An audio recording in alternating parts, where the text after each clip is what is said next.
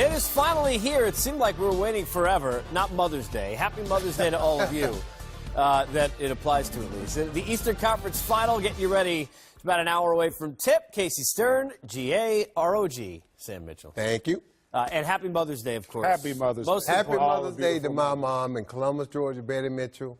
All that I am today, large part of it due to my mom. Yeah, my mother's since passed, but definitely a special part of my life, obviously, and very missed. Yeah, exciting, I think, for all of us to get a chance on a special day for a number of reasons to get some big-time basketball. Yeah. We're going to get there. Let's look at how we got here for those of you who maybe didn't realize. Cover your eyes in Toronto.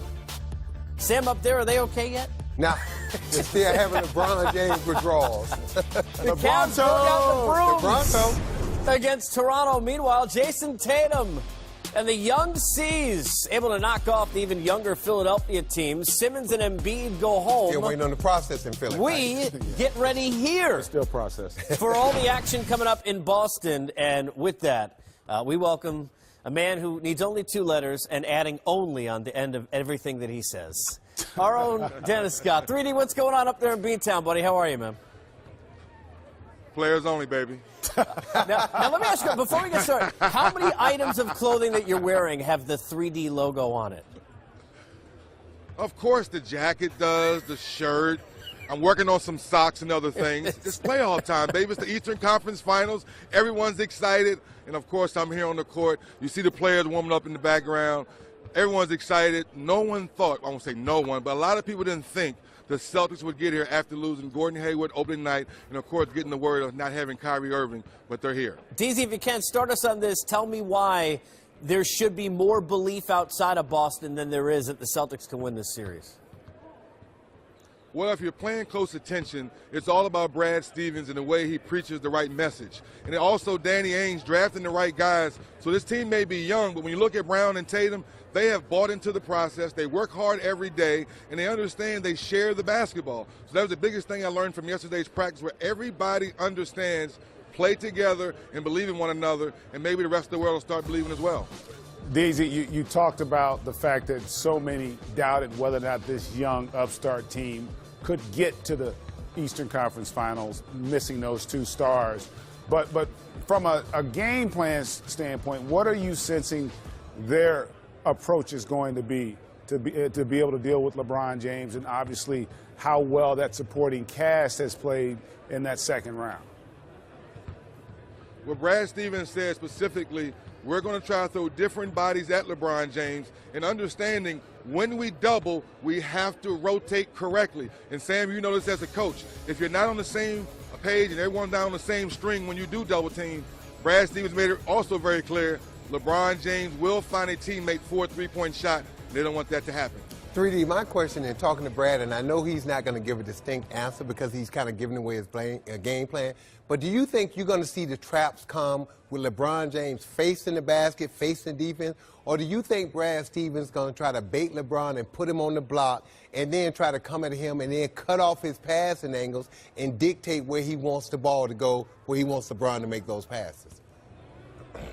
Well, Sam, you hit it right on the head. I asked Brad Stevens that same question, and he said he's going to mix it up some. He doesn't want to give LeBron the same steady diet over and over because we know how smart LeBron is. He will eventually start picking them apart. So he has to be really smart on when you double and how you double. And don't be surprised if you see them pick LeBron James up at half court or maybe 3/4 court to try to wear him down some. DZ, we know, look, you could try and contain LeBron. No one's going to stop him no matter how great the coaching is from Brad Stevens. So let me ask you this. Can the Cavs win this series if Kevin Love is not a big part of why they win the series? They can, but, Casey, that means the J.R. Smiths of the world are shooting the ball very well if Kevin Love is not producing on the offensive end.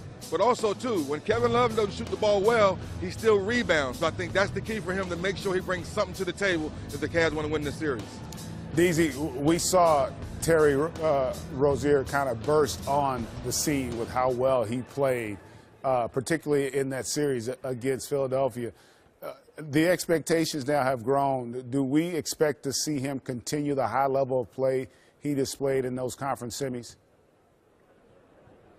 GA, it's amazing how when opportunity knocks on your door, if you're ready for it. And I think this young man is ready for the situation. He understands that It's now. It's not next year. It's now. And I think Brad Stevens has instilled so much confidence in him, guys. That's why he's playing such good basketball. 3D, I want to switch. Look, we all know what a great job Brad Stevens had done during the regular season and the playoffs. But let's talk about Ty Lue. Look, Ty Lue was getting a lot of pressure with this team. Nobody thought this team could get back to the conference final. Let's talk about the job Ty Lue has done getting this team and sweeping the best team in the Eastern Conference. Let's talk about the job he's done with this Cleveland team. And he's kind of resurrected Kevin Love because in Game 1 against Toronto, Kevin Love didn't have his best game at all. When you look at the beginning of the year with Isaiah Thomas, then the trade, the Derrick Rose, all the different faces Ty Lue had throughout the season, and then you bring in the young guys, and he's trying to figure out how do I integrate this team with all these young people.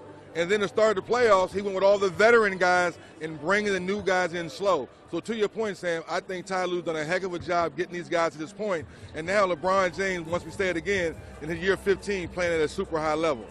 DZ, we talk about, the benches, and maybe with Toronto, we talked about too much during the regular season. How about depth on that side, either for either team? Who needs to step up? We've seen, obviously, Rodney Hood at one point didn't want to come into the game. Clarkson hasn't done much. You got Nance. How about on the other side? You look at, obviously, Morris, who's tough, and you think about some of the others that might come in for Boston. Well, Boston, the first name comes to mind is Marcus Smart. I think he has to have a huge series coming off the bench starting whatever Brad Stevens decides to do with him. But his junkyard dog mentality is going to be huge for the Celtics. They think they want to win. And on the flip side, you hear around the head with Rodney Hood. He has to make some shots. So when they do double team or when the ball does move for the Cavs, someone on the weak side of the floor has to be ready to knock down some shots. I mean, that's a great point, DZ. Could you give me, in your estimation, I know how much you follow both these teams and have dissected this series, what do you think has to happen for Boston to win the series, and what do you think's got to happen for Cleveland to win the series? If you could put one thing that you would point to and say, you know what, this has to happen. The Celtics have to take care of the basketball. We saw in the last series against the Sixers, when they didn't take care of the ball, they got down by 20, 22 points in a few ball games. You cannot do that against the Cavs because otherwise you'll get blown all the way out and lose your confidence. On the flip side of that, the Cavs have to rebound the basketball. Kevin Love, we talked about. Tristan Thompson has stepped up and rebounded the ball better. If they can rebound the ball, I think they can win the series. 3D, the argument we've had in the back is, when you're playing LeBron James, do you play him and let him get his because he's almost unguardable, or do you trap and try to limit him? So my question to you is, what do you think the Celtics' game plan is? Are they going to try to look? LeBron James goes off and gets his 35, but you look at the stats. He's averaging 35 points a game. The next guy's at 14. So what do you think Brad Stevens thinking? Do I let LeBron go for his 40, or do I try to contain LeBron and slow him down and then try to contain the rest of these Cavaliers? Well, Sam, I think you have to really mix it up.